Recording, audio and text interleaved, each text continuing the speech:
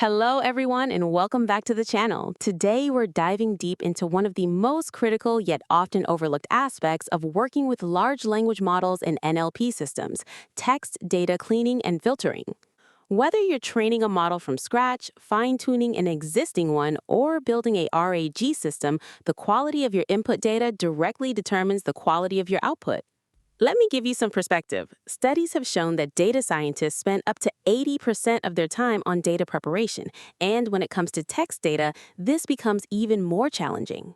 Poor quality data leads to biased models, hallucinations, privacy violations, and even legal liabilities. That's why today we're going to explore four critical areas. 1. Removing duplicates that waste compute and skew training. 2. Filtering noise that degrades model performance. 3. Detecting and redacting PII to protect privacy. And 4. Identifying toxicity to build safer AI systems. I like to call these the four horsemen of dirty data. Let's break them down. First, duplicates. Imagine training on the same Wikipedia article 50 times. Your model will overfit to that content, giving it disproportionate weight.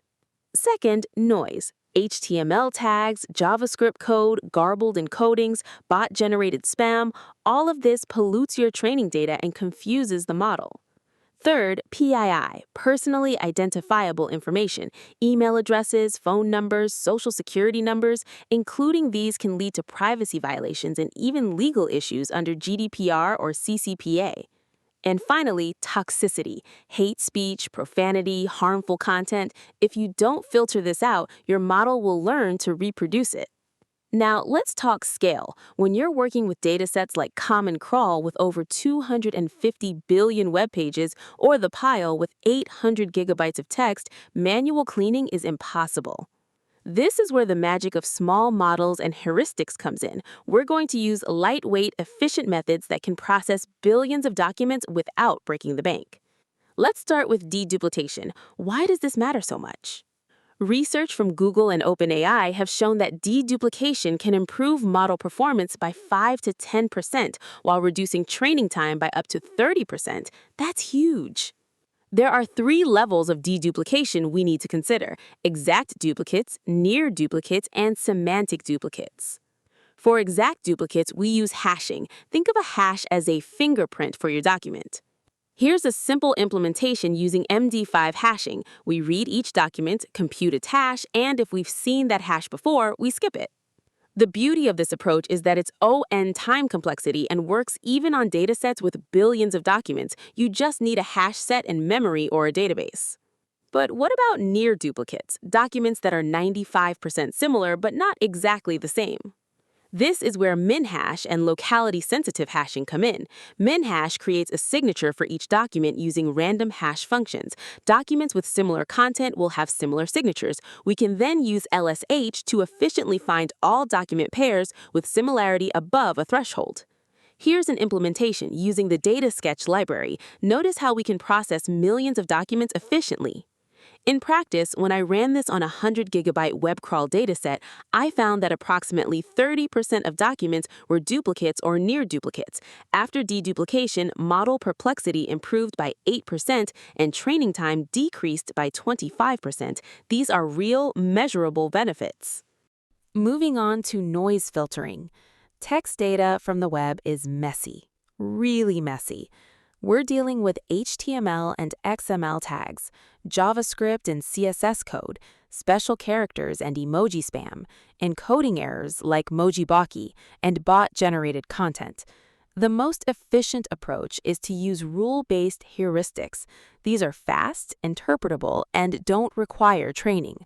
Here are some effective heuristics. Remove documents with more than 5% non-alphabetic characters. Filter out documents where the average word length is less than 3 or greater than 15 characters. Remove documents with more than 30% uppercase text and eliminate documents with excessive repetition. Let's look at a practical implementation. This function checks all our quality criteria and returns true only if the text passes all tests. One of the biggest sources of noise is HTML and embedded code. We can use regular expressions for simple cases, but for robust cleaning, I recommend libraries like Beautiful Soup or HTML to text. Here's an example that removes HTML tags, handles entities, and extracts clean text. Notice how we also normalize whitespace. For more sophisticated noise detection, we can use small, specialized models. A classifier like fast text can be trained to distinguish between clean text and noise. You create a labeled dataset with examples of good and bad text, train a lightweight model, and then use it to filter your corpus. These models are fast, processing thousands of documents per second, and surprisingly accurate, often achieving 95% plus F1 scores. Now let's talk about something critical: personally identifiable information, or PII. PII includes email addresses, phone numbers, social security numbers, credit card numbers, physical addresses, and even names in certain contexts. Including PII in training data can lead to models memorizing and regurgitating private information. This is not just unethical, it's illegal under regulations like GDPR, CCPA, and HIPAA. The first line of defense is regular expressions using pattern matching. We can write regex patterns for common PII types. For example, email addresses follow the pattern text@domain.extension. Phone numbers have specific digit patterns. Here's a comprehensive PII detector using regex. It identifies emails, phones, SSNs, credit cards, and more. However, regex has limitations. It can't catch context-dependent PII like names or addresses without specific patterns. For more robust PII detection, we use named entity recognition, or NER. Small NER models like those from Spacey can identify persons, organizations, locations, and dates. These models are trained on labeled data and understand context. Here's an implementation using Spacey. We can process text, identify entities, and redact them with placeholder tokens. The advantage here is that we catch contextual PII that regex would miss, like John Smith lives in Seattle. The model understands these are a person and a location. A key decision is whether to redact or remove PII entirely. Redaction replaces PII with placeholders like email or person. This preserves document structure and context. Removal just deletes the PII, which is simpler but loses information. For most training scenarios, I recommend redaction. It maintains sentence structure while protecting privacy. Finally, let's address toxicity. This includes hate speech, profanity, threats, sexual content, and identity attacks. Models trained on toxic data will reproduce that toxicity. We've seen countless examples of chatbots going off the rails because of poor data curation. One popular approach is the Perspective API from Jigsaw and Google. It's a free API that scores text across multiple toxicity dimensions. It rates toxicity, severe toxicity, identity attack, insult, profanity, threat, and sexually explicit content on a scale from 0 to 1. The downside? It's an API call, which means it's slower and has rate limits. For large-scale filtering, we need local solutions. The better approach for large datasets is to train your own small classifier. You can use datasets like civil comments or Twitter hate speech, train a model like Distilbert, or even a simple logistic regression and deploy it locally. Here's an example using a pre-trained toxicity model from Hugging Face. Notice how we can process batches efficiently. A well-trained small model can achieve 90% accuracy while processing hundreds of documents per second on a single GPU. Toxicity detection isn't perfect. You'll get false positives. For instance, medical text discussing diseases, news articles quoting offensive content, or educational material about hate speech might get flagged. The solution is to use confidence thresholds and domain-specific whitelists. Instead of hard filtering, you might soft filter by downweighting toxic content rather than removing it entirely. Now let's put it all together. Here's how you build a production-grade text cleaning pipeline. Stage 1, deduplication using hashing and minhash. Stage 2, noise filtering with heuristics and quality checks. Stage 3, PII detection and redaction using NER. Stage 4, toxicity filtering with a small classifier. Each stage filters out bad data, and only clean documents make it to the end. Here's a complete implementation. Notice how we chain the filters, track statistics, and handle errors gracefully. We use multiprocessing for parallel processing, batch processing for efficiency, and logging to track what's being filtered and why. This pipeline can process millions of documents per day on a modest server. Let me share some optimization tips. 1. Use multiprocessing to parallelize across CPU cores. 2. Batch your operations. Process 1,000 documents at a time, not one. 3. Use memory-mapped files for large datasets. 4. Cache model predictions when possible. And 5. Profile your code to find bottlenecks.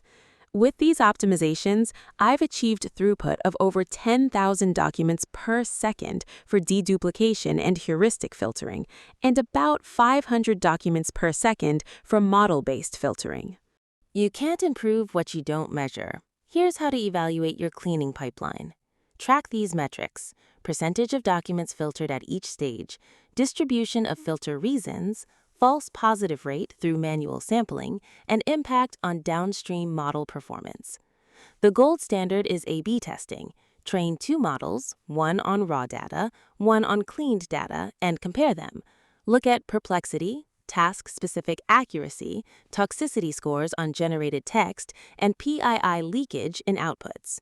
In my experience, cleaned data typically improves perplexity by 10 to 15% and reduces PII leakage by over 95%. Let's recap the key points. First, always deduplicate. It's the highest ROI cleaning step. Second, use heuristics first, models second. Start simple and add complexity only when needed. Third, PII protection is non-negotiable. Build it into your pipeline from day one. Fourth, toxicity filtering improves model safety and user trust. And fifth, monitor and iterate. Data quality is an ongoing process. Here are mistakes I see people make constantly. Overfiltering, being too aggressive and losing good data. Underfiltering, being too lenient and letting bad data through. Ignoring context, using simple rules when you need models or vice versa. Not versioning, always version your datasets and track what cleaning was applied. And finally, not testing. Always validate on a sample before running on billions of documents. Before we wrap up, here are some tools I recommend.